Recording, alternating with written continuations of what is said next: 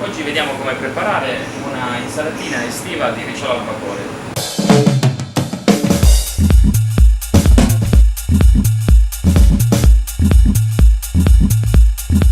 Bisogno per questa ricetta di 100 g di ricciola precedentemente cotta a vapore.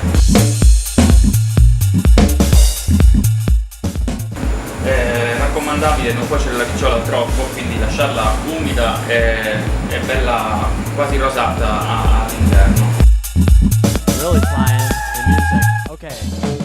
Gli ingredienti che poi andremo a mischiare insieme alla ricciola sono un carpaccio di finocchio, dei cuori di sedano tagliati finemente, una brunoise di pesche per coche,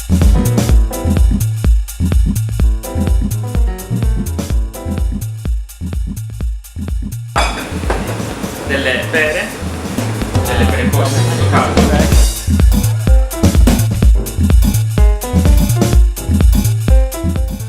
degli acidi di uva dai quali andremo a togliere i semi. How are you?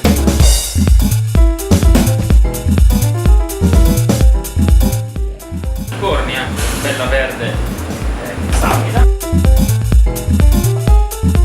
Di condimento andremo a mettere dell'olio extravergine d'oliva, Thank you. Yeah. qualche goccia di limone, della scorza di limone